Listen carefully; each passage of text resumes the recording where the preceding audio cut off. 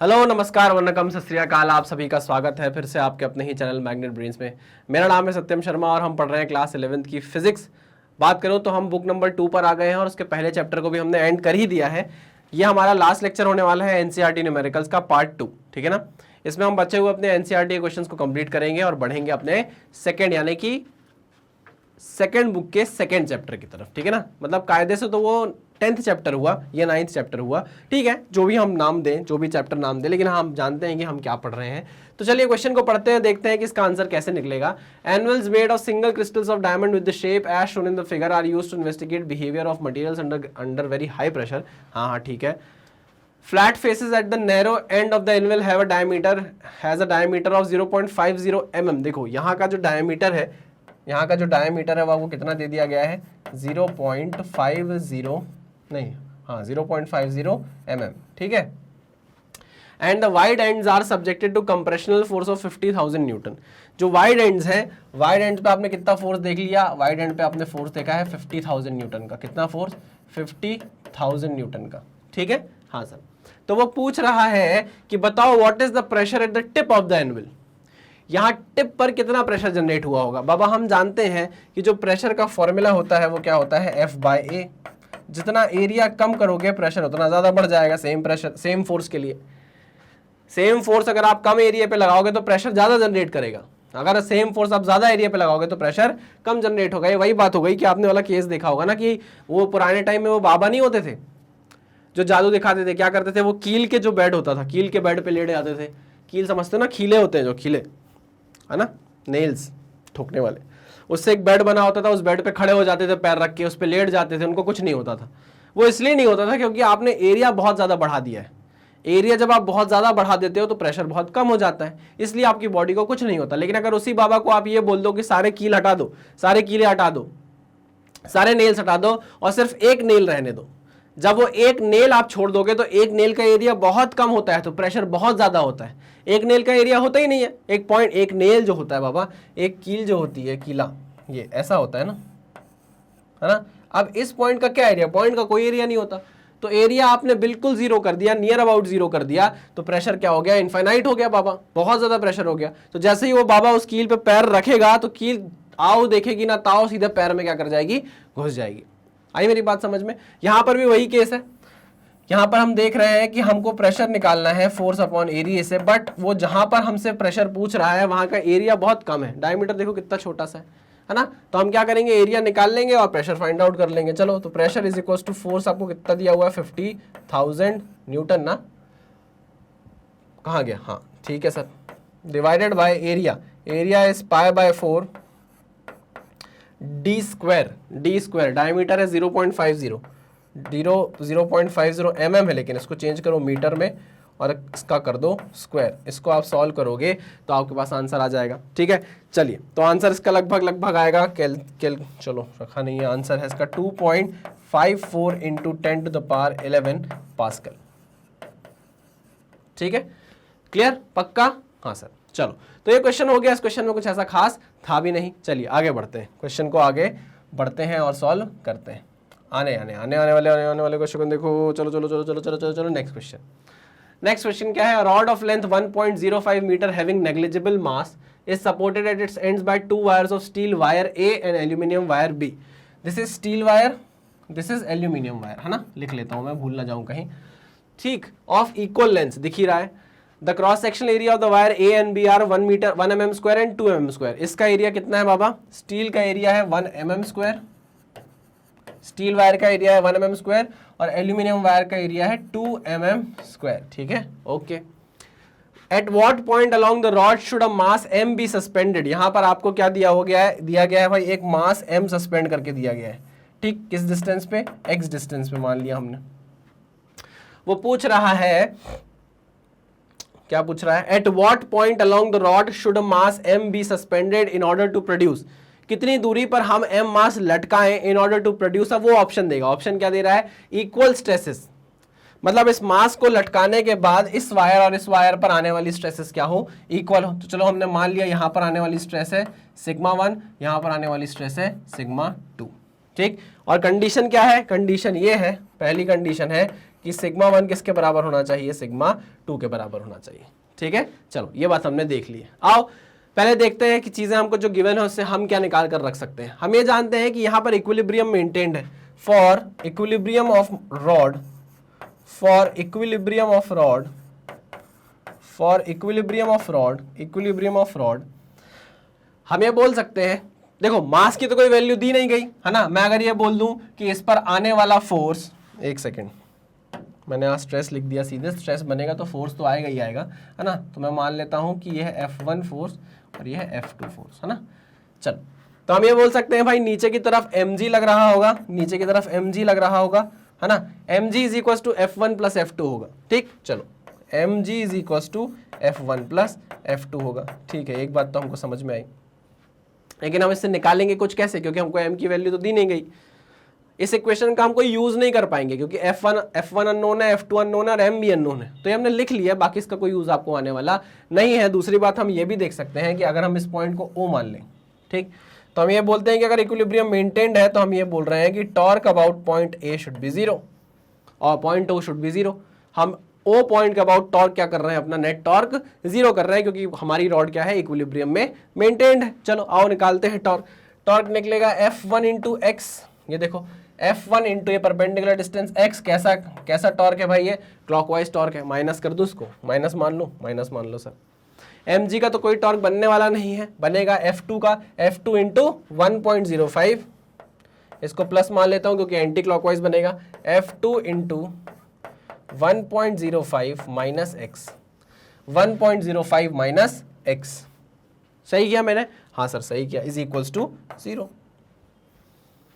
ठीक, इससे आपको क्या निकल कर मिला, इससे हमको एक रेशो मिलेगा। देखो ध्यान से देखो, एक रेशो मिलेगा, F1x is equals to F2 1.05 minus x, 1.05 minus x. आज थोड़ा मेरे चेहरे पे आपको डलनेस सी दिख रही होगी शायद, क्योंकि स्वास्थ्य ज़रा सा हिला हुआ है, लेकिन कोई बात नहीं है, कोई बात नहीं है। चलिए F1x, चलिए अब F1 बाय F2 का रेशो निकाल लो यार जरा। F1 by F2 is equal to F1 by F2 का रेशो, इसको मैं ले जाता हूँ नीचे और इसको ले जाता हूँ इसके नीचे, तो हो जाएगा 1.05 minus x divided by x, this is the ratio.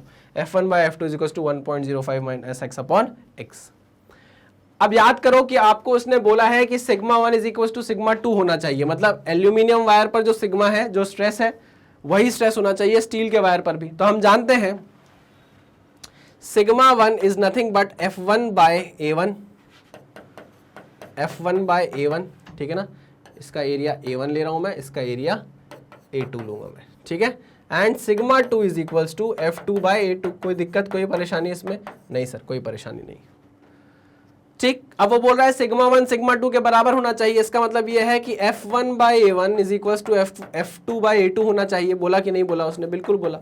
मुझे बताओ F1 बाय F2 का एक रेशो आपके पास ऑलरेडी अवेलेबल है, एक रेशो यहां से आ रहा है, ये देखो F1 by F2, F1 by F2 is equal to A1 by A2। अब मुझे बताओ A1 बाय A2 का रेशो कितना है। A1 है 1 mm स्क्वायर, A2 है 2 mm स्क्वायर, मतलब A1 की वैल्यू है 1, A2 की वैल्यू है 2, तो F1 बाय F2 का रेशो कितना आ गया, 1/2 आ गया। चलो, तो यहां पर F1 बाय F2 की वैल्यू कितनी पुट कर दोगे आप, 1/2 पुट कर दोगे, बिल्कुल कर देंगे सर। तो यहां पे हमने वैल्यू पुट कर दी कितनी, 1/2, ठीक है। अब आप इसको सॉल्व करना चाहो तो आसानी से सॉल्व कर सकते हो कि x is equal to 2 times of 1.05 minus x, ठीक। ये कितना हो जाएगा, x is equal to 1.05 into 2, ये कितना हो जाएगा, 2 1 कम 2, 2.10 है ना, 2.10 माइनस 2x, ये उधर जाएगा तो ये हो जाएगा 3x is equal to 2.10। x की वैल्यू कितनी आ जाएगी, 2.10 बाय 3, कितनी आ जाएगी भाई, x की वैल्यू आ रही है आपकी 2.10 बाय 3 mm मीटर, ठीक है। ये आ गई आपकी वैल्यू x की। सिंपल, कोई दिक्कत, कोई परेशानी नहीं सर, कोई भी परेशानी नहीं थी। तो हमने ए पार्ट को क्या कर लिया, सॉल्व कर लिया। और जरा बी पार्ट को देखते हैं। पहले पार्ट में उसने स्ट्रेस इक्वल करने को बोला था, अब दूसरे पार्ट में वो आपसे बोल रहा है स्ट्रेन इक्वल करने को। क्या इक्वल करने को, स्ट्रेन इक्वल करने को बोल रहा है। तो आओ चलो स्ट्रेन इक्वल कर देते हैं। इसके लिए क्या करना पड़ेगा, पहले तो वाइट स्क्रीन करनी पड़ेगी सर। एक उम्र के बाद ऐसा लगता है सांस फूलने लगी है ना, आपको सडनली फील होता है कि आप बूढ़े से हो रहे हो, लेकिन ऐसा नहीं है, ऐसा नहीं है, वो तो तबीयत के कारण ऐसा लग रहा है। बूढ़ा नहीं हूं मैं, बिल्कुल नहीं हूं मैं। अब जो सेकंड पार्ट है उसमें बोल रहा है कि स्ट्रेन जो पहले वायर में आए यानी कि स्टील वायर में आए और जो स्ट्रेन एल्यूमिनियम वायर में आए वो बराबर होनी चाहिए। ठीक है, ये केस उसने दिया है। हम जानते हैं यार स्ट्रेन जो होता है वो क्या होता है, स्ट्रेन जो होता है वो क्या होता है, deformation upon original length, change in length upon original length. इसी को क्या मैं डेल बाय एल भी लिख दूं, लिखता हूं ना, मैं लिखता हूं कि नहीं, डेल्टा एल को मैं डेल लिखता हूं कि नहीं लिखता हूं, बिल्कुल लिखते हो सर। मेरे पास डेल का फॉर्मूला है, डिफॉर्मेशन का फॉर्मूला है, मेरे पास चेंज इन लेंथ का फॉर्मूला है, और वो क्या है, एफ एल बाय ए ई, है कि नहीं है, बिल्कुल है। अब वो स्ट्रेन की बात कर रहा है, स्ट्रेन क्या होता है, डेल बाय एल होता है, तो एल को नीचे ले जाऊं, बिल्कुल ले जाओ sir. Del by L equals to strain is equals to F by A E होता है ना, ठीक है। अब वो बोल रहा है कि एप्सिलॉन 1 एप्सिलॉन 2 के बराबर हो, इसका मतलब ये है कि F1 divided by A1 E1 is equals to F2 divided by A2 E2 होना चाहिए। ठीक है कि नहीं है, बिल्कुल है sir.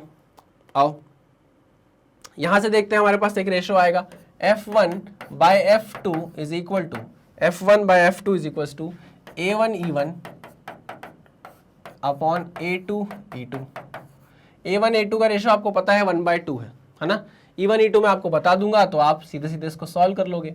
But F1 by F2 का एक रेशो हमारे पास और है 1.05 माइनस एक्स अपॉन एक्स। देखो ना 1.05 माइनस एक्स अपॉन एक्स, एक और चीज है आपके पास। ठीक, A1 बाय A2 के रेशो कितना है 1/2, तो E1 by twice of E2 is equal to 1.05 minus x divided by x. सही कहा क्या? हाँ सर सही कहा, बिल्कुल सही कहा। चलो अब यहां पर आपको स्टील और एल्यूमिनियम का क्या होना चाहिए, E1 और E2 गिवन होना चाहिए। कहीं क्वेश्चन में गिवन है क्या? नहीं, क्वेश्चन में तो गिवन नहीं है। गिवन है क्या? नहीं गिवन है। चलो तो हम अपने अब यहां पर वैल्यू हमको माननी पड़ेगी, तो मैं आपको वैल्यू दे देता हूं। तो E1 है भाई आपका 2 × 10⁻11, ठीक, ट्वाइस ऑफ E2 की वैल्यू आपको मैं दे रहा हूँ 7 × 10⁻10। ये मैं दे नहीं रहा हूँ, ये होती है ना। स्टील और एल्यूमिनियम एक मटेरियल है जिसका मॉडुलस ऑफ इलास्टिसिटी निकाला जा चुका है ना, वो बदल नहीं सकते। स्वयं ब्रह्मा जी भी आ जाए नीचे तो अब उस चीज को बदल नहीं सकते। चलिए 1.05 माइनस एक्स अपॉन एक्स, अब आपको एक्स की वैल्यू यहाँ से निकालनी है। ठीक, इसको सॉल्व करोगे आप, उसे 2 काट दोगे, ये बचेगा 10, ये कट जाएगा। ठीक है, तो हो जाएगा 10x is equal to 1.05 into 7 minus 7x। ठीक, इधर जुड़ जाएगा, जाके हो जाएगा 17x is equal to 1.05 into 7, है ना। वैल्यू कितनी आनी चाहिए भाई, 1.05 इंटू 7 डिवाइडेड बाय 17, वैल्यू आ गई 0.4323, है ना। x की वैल्यू आ गई 0.4323 मीटर, यानी कि 43 सेंटीमीटर, है ना, 43 सेंटीमीटर। क्लियर है? आसान क्वेश्चन था, कुछ भी नहीं था। इक्विलिब्रियम के कंसेप्ट से हमने पूरे क्वेश्चन को सॉल्व कर दिया है। बस ये 2 वैल्यू की जरूरत थी, वो हमने यहाँ पुट कर दी, आंसर हमारे सामने आकर खड़ा हो गया है। बढ़िया, कोई दिक्कत कोई परेशानी नहीं सर। चलो आगे बढ़े, आगे बढ़ो सर। चलो इसको करूँ क्लियर, क्लियर, इसको भी कर दूं क्लियर, क्लियर। चलो next question, a mild steel wire of length. चलो ये तो बड़ा क्वेश्चन है, आगे देखते हैं कोई छोटा, तो पहले इसको करें। 2 strips of metal are riveted together at their ends. हाँ ये क्वेश्चन करते हैं पहले। 2 strips of metal are riveted together at their ends by 4 rivets. 2 strips, 2 strip है ऐसी मेटल की, उनको क्या कर दिया गया है, रिवेट कर दिया गया है, ठीक है ना। Eight their ends by 4 rivets, 4 rivet के द्वारा। Each of diameter 6 mm। चलो जो जो दिया है लिखते चलो। सोल्यूशन, डायमीटर आपको दे दिया है 6 mm का, ठीक, okay. What is the maximum tension that can be exerted by the riveted strip if the shearing stress on the rivet is not to exceed? आपको shearing stress दे दी है, maximum shearing stress दे दी है, कितनी, 6.9 into 10 to the power 7 pascal. मेरी बात ध्यान से सुनना, shearing stress है तो shearing force भी आएगा। अगर maximum shearing stress आपको दिया तो maximum shearing force आपसे पूछेगा, बट वो यहां पर किस फॉर्म में है, मैक्सिमम टेंशन के फॉर्म में है। किसके फॉर्म में है, मैक्सिमम टेंशन के फॉर्म में है। Assume that each rivet is to carry 1/4 of the load। अगर P लोड लगा है, मान लो F लोड लगा हुआ है, तो F/4 F/4 लोड आएगा एक रिवेट पर, ठीक है ना। अगर आपने ऐसे खींचा, प्लेट रिवेटेड है, एक प्लेट, ये मान लो एक प्लेट है, दूसरी प्लेट है, इस पर आपने रिवेट डाल के इसको ऐसे कस दिया है ना। रिवेट समझते हो कि नहीं समझते हो? एक ऐसी प्लेट है, एक दूसरी ऐसी प्लेट है, इन दोनों को जोड़ने के लिए आपने क्या लगा दिया, इनके बीच में एक ऐसे रिवेट लगा दिया, ठीक है। This is called rivet. तो भाई अगर इस पे फोर्स लगाया मैंने, एक फोर्स मैंने इधर F फोर्स लगाया, इधर F फोर्स लगाया, इसको मैं खींच रहा हूं, तो इस रिवेट पर फोर्स आएगा कि नहीं, और ये ब्रेक होगा, यहां पर शेयरिंग स्ट्रेस जनरेट होगी, इधर ऐसे फिसल के टूट जाएगा, ठीक है। हाँ सर, ठीक है, ओके। चलो, तो अब वो बोल रहा है कि इससे जनरेटेड जो मैक्सिमम टेंशन है वो आप निकालो, ठीक है भाई। लेकिन ये याद रखना कि कितने हैं भाई, कितने हमारे पास रिवेट थे, 4 रिवेट थे, है ना। तो 4 रिवेट में टोटल F फोर्स डिवाइड होगा, तो एक रिवेट पर कितना आएगा, F/4 आएगा कि नहीं आएगा, बिल्कुल आएगा। अरे बाबा टोटल फोर्स लगाया मैंने F, बट वो बोल रहा है कि each rivet is to carry 1/4 of the load. Load लगाया मैंने F, तो एक रिवेट पर कितना आएगा, F/4 आएगा। आएगा कि नहीं आएगा, बिल्कुल आएगा सर। चलो, तो मैं आपसे ये बोलना चाह रहा हूं, ध्यान से सुनना, tau max, maximum shear stress is equals to, जो भी आप मैक्सिमम फोर्स लगा रहे हो एक रिवेट पे, डिवाइडेड बाय उसका एरिया, ठीक है। इसकी वैल्यू आपको गिवन है 6.9 इंटू 10⁻7 में 7 पास्कल। मैक्सिमम एक रिवेट भी मैं एक रिवेट के लिए निकाल रहा हूं, एक रिवेट पर मैक्सिमम फोर्स कितना आ रहा है, कितना आ रहा है, जो आपने F फोर्स लगाया है उसका, इसका 1/4, है ना, 1/4। चलो, divided by area, area diameter आपको दिया है 6 mm का, तो लो भाई π/4 इंटू डी का स्क्वायर, 6 इंटू 10⁻³ का स्क्वायर, ठीक है। चलो इसको सॉल्व करते हैं, तो ये हो जाएगा F/4, नीचे 4 से 4 काट दो, 4 से 4 हटा दो, ठीक है ना। F की वैल्यू आपको निकालनी है, तो निकाल लेता हूँ मैं। 6.9 इंटू 10⁻7, ठीक है, इंटू 6 इंटू 10⁻³ का स्क्वायर इंटू पाई, वैल्यू कितनी आ गई भाई, F की वैल्यू आ गई 7803, F की वैल्यू आ गई 7803.72 न्यूटन। ये आ गई आपकी फोर्स की वैल्यू एक रिवेट पे, ठीक है। एक बार फिर कैलकुलेट कर लूँ भाई, नहीं तो पता चला कि कुछ इधर उधर ना हो जाए। Into pi into 6.9 into 10⁻7, okay, 7803, सही है, ओके, क्लियर, बढ़िया। क्वेश्चन हो गया ध्वस्त, कुछ भी नहीं है इस क्वेश्चन में। आओ आगे बढ़ते हैं, नेक्स्ट क्वेश्चन पे चलते हैं, ठीक। चलो next, the Mariana trench is located in the Pacific Ocean. एक प्रैक्टिकल आपको क्वेश्चन दिया गया, at one place it is nearly 11 kilometre beneath the surface of water, the water pressure at the bottom of the trench is about 1.1 into 10⁸ pascal, ठीक। आपको बोला गया है the water pressure at the bottom of the trench is about 1.1 into 10⁸ pascal, a steel ball of initial volume इतनी is dropped into the ocean, dropped into the ocean and falls to the bottom of the trench. आपने क्या किया, steel ball को लिया, उसको trench में डाल दिया, खाई मतलब उसको क्या बोलते हैं, खाड़ी बोलते हैं, उसमें डाल दिया और वो नीचे तक चली गई, नीचे तक चली गई। स्टील बॉल है, भारी है, नीचे तक डूबती गई, डूबती गई, डूबती गई। कहाँ चली गई भाई, वहां तक चली गई जहां पर प्रेशर कितना है, 1.1 इंटू 10⁸ पास्कल है। तो वो पूछ रहा है इस प्रेशर के कारण बताओ उसके वॉल्यूम में कितना चेंज आया होगा, है ना। अच्छा, बॉल पर पहले क्या होगा, वाटर के सरफेस पे एटमॉस्फेरिक प्रेशर होगा, है ना। तो हम जानते हैं कि आपको निकालना है चेंज इन वॉल्यूम। हमारे पास फॉर्मूला है एक बेहतरीन सा, जरा देखेंगे क्या फॉर्मूला है, K is equals to delta P upon change in volume upon volume, है ना। और लगा दो, पॉजिटिव में वैल्यू चाहिए। अब भाई चेंज इन वॉल्यूम चाहिए आपको, तो क्या करना होगा, इस V को ऊपर ले जाओ, इस K को नीचे ले आओ और यहाँ पर डेल्टा V लिख दो। कोई दिक्कत, कोई परेशानी नहीं सर। आओ चेंज इन वॉल्यूम निकालें। आप चेंज इन प्रेशर आप लिख सकते थे भाई एटमॉस्फेरिक प्रेशर को कैलकुलेट करके बाबा, बट आप देखो जो प्रेशर यहाँ पर आपको दिया गया है वो एटमॉस्फेरिक प्रेशर से बहुत ज्यादा है। तो आप एटमॉस्फेरिक प्रेशर को क्या कर सकते हो, निगलेक्ट कर सकते हो, सीधे यहाँ वैल्यू पुट कर सकते हो। डेल्टा पी की क्या, 1.1 into 10⁸, 1.1 into 10⁸ pascal into initial volume. Initial volume कितनी है, 0.32। इनिशियल वॉल्यूम है 0. डिवाइडेड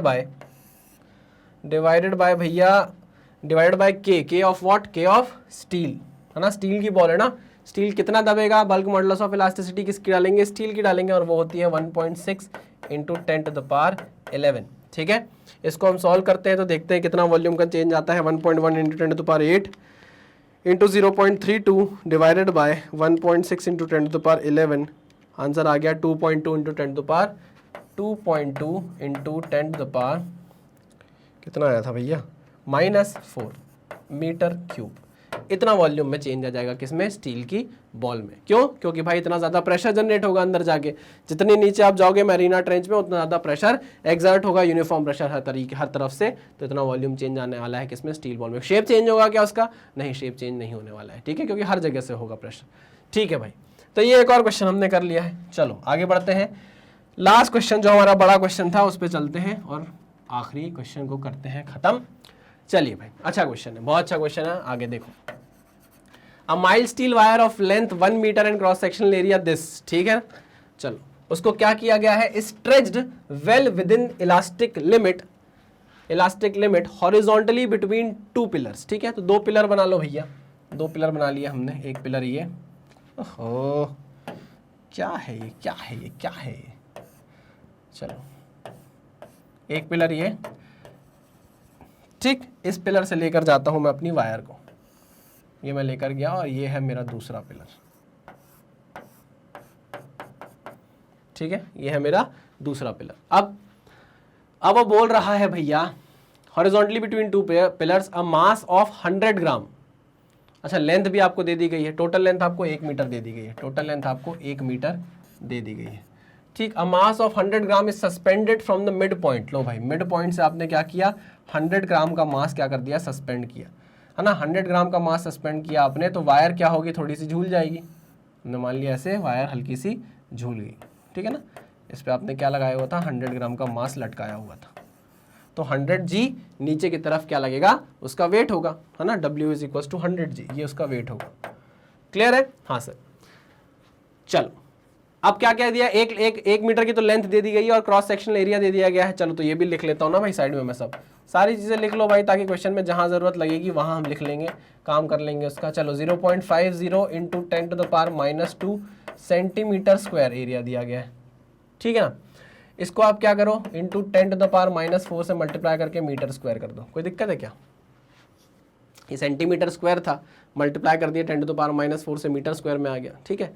चलो अब क्या, अब हमको निकालना है calculate the depression at the mid point. मान लीजिए ये पॉइंट, मिड पॉइंट कहाँ आ गया, यहाँ आ गया, तो मैंने बोला कि भाई x नीचे आ गया। कितना नीचे आ गया, x नीचे आ गया, ठीक है, ओके। ये लेंथ हो गई हमारी L1, ये भी लेंथ हो गई हमारी L1, क्यों? क्योंकि भाई ये दोनों बराबर होंगी, आधी आधी होंगी ना, ठीक है। चलो, और ये लेंथ मान ली हमने कितनी हो गई, L। अब आप ये समझो कि ये जो L लेंथ होगी ये L1 से तो ज्यादा हो गई होगी, या आप अगर चाहो तो इसको इस तरीके से देख सकते हो कि नाम दे दो इसको A B C D, ये हमने नाम दे दिया, ठीक। अब आप देखो, आप ये बोलोगे कि जो A B C लेंथ है, जो क्या है भाई, जो A B C लेंथ है वो क्या हो सकती है, मुझे बताओ वो क्या हो सकती है। वो AC से तो बड़ी होगी, A B C लेंथ जो है वो AC से तो बड़ी होने वाली है, ये बात पक्की है, ठीक है ना। हाँ सर, ये बात पक्की है, क्योंकि वो खिंच गई है, उसमें क्या आ गया है, इलोंगेशन आ गया है, ठीक है। तो हम बोल सकते हैं कि जो डेल L है, चेंज इन लेंथ है, वो क्या होगा, L - L1 होगा। मानते हो कि नहीं मानते? L - L1 होगा। बाबा जैसे ये टोटल लेंथ बड़ी होगी वैसे ही तो ये लेंथ भी बड़ी होगी ना, समझ रहे हो कि नहीं। जितना यहाँ इलोंगेशन आया होगा उस इलोंगेशन को मैं डबल कर दूंगा, तो मैं बोलूंगा इस वायर में भी, इस पार्ट में भी उतना ही इलोंगेशन होगा, ठीक है, पक्का। हाँ सर। तो देखो L की वैल्यू आप क्या लिख सकते हो, L की वैल्यू आप लिख सकते हो √x² + L1² लिख सकते हो। हाँ सर। अच्छा, मान लीजिए मैंने यहाँ पर थीटा का एंगल ऑब्जर्व किया, कितना डिफ्लेक्शन आया भाई, थीटा का, ठीक है ना, थीटा का डिफॉर्मेशन आया। तो थीटा यहाँ हम क्या बोल सकते हैं, थीटा =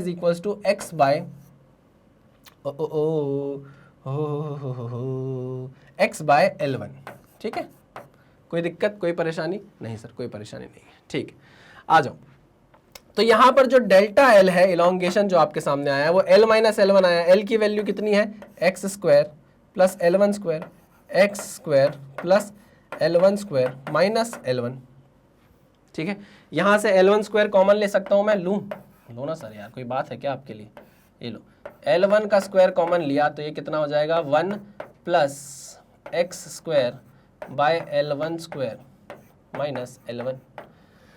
L1² है, बाहर निकल जाएगा रूट के, तो क्या बना देगा भाई, delta L is equal to L square बाहर निकला तो बचा L 1 plus x square by L1 square की पावर 1/2, यही बचा क्या? यस सर, माइनस L1, ठीक। ध्यान से देखो, यहां पर आप बाइनोमियल एक्सप्रेशन लगा सकते हो कि नहीं लगा सकते? बिल्कुल लगा सकते हैं। Delta L is equal to, क्योंकि यहां पर ऑब्वियस सी बात है जो x है वो L1 से तो बहुत छोटा होने वाला है, ठीक है ना। तो चलो ये रेशो क्या है, 1 से बहुत कम होगा, आ जाओ। तो 1 plus 1/2 x square by L1 square, ठीक है ना, माइनस ऑफ L1।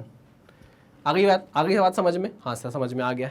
अब क्या करें, L1 को अंदर अगर मल्टीप्लाई करेंगे तो क्या होगा भाई, L1 को अगर अंदर यहाँ पे L1 होना चाहिए, ये क्या होना चाहिए, L1 होना चाहिए। L1 को अंदर मल्टीप्लाई करेंगे तो ये L1 बनेगा, ठीक, और ये L1 इससे कट जाएगा। तो delta L is equals to L1 plus half x square upon L1 minus L1। सही कहा कि नहीं कहा? ठीक, ये प्लस L1 ये माइनस L1 उड़ गए, ठीक है। तो यहां पर डेल एल कितना आया, एलोंगेशन कितना आया भाई आपका, डेल एल आया आपका x square bye 2 times of L1, ठीक है। हाँ सर, ठीक है, हाँ सर, यहां तक बात समझ में आई? हाँ सर समझ में आई। अब देखो, जैसे ही वायर पर आपने 100 ग्राम का मास लटकाया था, जो वेट बनाया, जिसने वेट बनाया कितना, 100 G का, तो आप मेरी बात समझना, आपको ऐसा नहीं लगता कि वायर पर टेंशन भी बढ़ी होगी, टेंशन आई होगी? हाँ सर, ये टेंशन आई होगी इस डायरेक्शन में, टी, हाँ कि ना? हाँ सर। अगर आप देखो ये थीटा है तो ये एंगल भी थीटा होगा, ठीक। अब देखो यहां पर टेंशन है, ये टेंशन है, ये टेंशन है, इसका एक कंपोनेंट ऊपर जाएगा, इसका भी एक कंपोनेंट ऊपर जाना चाहिए, ठीक है। तो ऊपर कितना कंपोनेंट हो जाएगा, ऊपर हो जाएगा 2t साइन थीटा, हाँ कि ना भाई? इसका t साइन थीटा, इसका t sine theta, 2t sine theta हो जाएगा। उसको कौन बैलेंस कर रहा है, नीचे तक नीचे लगने वाला वेट, ठीक है। हाँ सर, ओके। आओ जरा समझते हैं। यहां पर जो थीटा है वो बहुत छोटा है बाबा, है ना, theta is very small, theta is very small, this implies sine theta जो होगा उसको मैं क्या लिख सकता हूं, थीटा लिख सकता हूं, ठीक है। चलो चलो चलो चलो चलो, तो यहां पर हम क्या बोलते हैं कि जो W है वो क्या बैलेंस कर रहा है, 2t साइन थीटा को बैलेंस कर रहा है, 2t साइन थीटा को बैलेंस कर रहा है, ठीक है। अब मैंने ये बोला कि साइन थीटा को मैं क्या लिख सकता हूं भाई, थीटा लिख सकता हूं सिर्फ। यहां से आपको टेंशन की वैल्यू मिल जाएगी और वो कितनी होगी, W/2 थीटा, W/2 थीटा हो जाएगी। थीटा की वैल्यू आपको पता है कितनी है, x/L1 है। थीटा की वैल्यू पुट कर दूं x/L1, चलो थीटा की वैल्यू यहां पुट करी मैंने, x/L1। कोई दिक्कत, कोई परेशानी नहीं सर, कोई परेशानी नहीं। चलो यहां से आपके पास टेंशन की भी वैल्यू आ गई है। हम ऐसा क्यों कर रहे हैं अभी समझना, हम ऐसा इसलिए कर रहे हैं क्योंकि जब तक हमको इस वायर पर फोर्स नहीं मिलेगा हम इसका एलोंगेशन थोड़ी ना बता सकते हैं, मतलब हम ये एक्स थोड़ी ना बता सकते हैं। हमको जानना पड़ेगा कि भैया इस पर जितना फोर्स आया उससे वायर में जो एलोंगेशन आया है ना, उससे एक्स का क्या रिलेशन है। क्योंकि अगर हमारे पास ये L1 आ गया हमको, सॉरी ये L आ गया, L1 हमको पता है, एक्स हमारे पास आ जाएगा। समझ रहे हो कि नहीं समझ रहे हो? ठीक है सर, ओके। चलो आगे बढ़ते हैं, ध्यान से देखना। मैं इसको मिटा दूं क्या, मैं इसको मिटा दूं? नहीं सर मिटाओ मत, उसमें लिखो, पीछे लिखो, ओके। चलो हम जानते हैं कि जो मॉड्यूलस ऑफ इलास्टिसिटी होता है वो स्ट्रेस अपॉन स्ट्रेन होता है। क्या होता है, स्ट्रेस अपॉन स्ट्रेन होता है, ठीक है। हाँ सर, यानी कि वो होता है F/A divided by del L/L, ठीक है। हाँ सर। अब देखो E इज इक्वल्स टू, ध्यान देना, F की वैल्यू यानी कि टेंशन है, F हमारे पास कितना है, टेंशन के बराबर है, तो टेंशन की वैल्यू कितनी है, WL1/2x। यहां पुट करता हूं, WL1/2x अपॉन एरिया, ठीक है ना, जो हमको गिवन है, ठीक है। चलिए डिवाइडेड बाय डेल्टा L/L, ठीक है ना, delta L/L, delta L/L, delta L/L1, ठीक है ना, L1 होगा ना, नहीं डेल्टा L/L1 होगा ना, इनिशियल क्या था, ठीक है, ओके ओके ओके ओके। चलो डेल्टा L की वैल्यू आपके पास है, डेल्टा L की वैल्यू हमारे पास है, कितनी है वो है x²/2L1, x²/2L1। आओ पुट करते हैं, E is equals to WL1/2 into x into A. Delta L की वैल्यू है हमारे पास x²/2L1, x²/2L1/2L1, यहाँ पर स्क्वायर था, L1 का, ठीक है ना। तो L1 घूम के ऊपर चला जाएगा, L1 घूम के ऊपर चला जाएगा, इस 2 से 2 कट जाएगा तो इसको हटा देता हूँ, ठीक है। तो ये बचा, हमको चाहिए है x, यही चाहिए था ना आपसे, वो पूछ रहा था calculate the depression at the mid point, और वो कितना है x है। तो यहाँ से हम x को ले जाते हैं इधर, तो ये हो जाएगा x स्क्वायर, ये x क्यूब हो जाएगा, क्या हो जाएगा x क्यूब। तो x cube is equals to WL1 cube upon a into E, WL1 cube upon a into E. x की वैल्यू अगर आपको निकालना है तो वो होगी cube root of WL1 cube upon a E. E की वैल्यू आपको गिवन है, A की वैल्यू आपको गिवन है, W 100 ग्राम आपको दिया हुआ है, 100 G आपको दिया हुआ है सॉरी, और L1 की वैल्यू आपके पास ऑलरेडी है 1 मीटर का आधा। आप इसको सॉल्व करोगे तो आपके पास किसकी वैल्यू आ जाएगी भाई, X की वैल्यू आ जाएगी। कोई दिक्कत, कोई परेशानी नहीं सर, कोई भी परेशानी हमको नहीं है, ठीक है। चलिए, ये था हमारा लास्ट क्वेश्चन जो हमने भली भांति कर लिया है, बहुत अच्छे से कर लिया है। थोड़ा अच्छा क्वेश्चन था, है ना, हमने इसको समझने की कोशिश की और आंसर हमारा लगभग आ गया। इसी से आंसर आपका क्लियरली आ जाएगा, और आंसर कितना होगा, आंसर है 0.01 मीटर, ठीक है ना। आप इसको सॉल्व करोगे तो आंसर कितना आ जाएगा, 0.01 मीटर, ठीक है। चलिए भाई, इसको नोट डाउन करिए, ठीक। चलिए, ये हो गया भाई हमारा NCERT न्यूमेरिकल्स पूरा का पूरा खत्म, और करते हैं इस लेक्चर को हम यहीं पर एंड, और हमारे सेकेंड बुक के पहले चैप्टर को भी खत्म, ठीक है ना। नेक्स्ट लेक्चर में आपके लिए लेकर आऊंगा नए चैप्टर को, जिसमें हम पढ़ेंगे थर्मल प्रॉपर्टीज ऑफ मैटर, तो तैयार रहिएगा। थर्मल प्रॉपर्टीज ऑफ मैटर में हम थर्मल का सब कुछ पढ़ लेंगे, फिर थर्मोडायनेमिक्स भी हम कंप्लीट कर लेंगे, फिर धीरे से हम mechanical properties mechanical properties of fluids भी पढ़ लेंगे, इसको हम फ्लूइड मैकेनिक्स भी बोलेंगे। उसको करने के बाद आपके 3 चैप्टर बचेंगे जो थोड़े से पिक्यूलियर हैं। उसमें भी मैं बोलूँ तो 3 में से 2 हैं जो पिक्यूलियर बोलूँगा, थोड़े से अलग से हैं, अजीब से हैं, थोड़ा सा दिमाग आपको लगाना पड़ेगा। बाकी ये सारी चीज़ बहुत इजी है। जैसे मैकेनिक्स में हमको बहुत दिमाग लगाना पड़ रहा था ना, वैसे ही हमको इस दूसरी बुक के लास्ट के जो 2 चैप्टर है उसमें दिमाग लगाना ज़्यादा पड़ेगा। अभी तो बहुत मक्खन जैसे आपके चैप्टर्स खत्म होते हुए चलेंगे, ठीक है। तो चलिए भाई, करते हैं इस लेक्चर को ख़त्म, मिलते हैं अपने नेक्स्ट लेक्चर में। तब तक सावधान रहिए, सतर्क रहिए, पढ़ते रहिए। Thank you.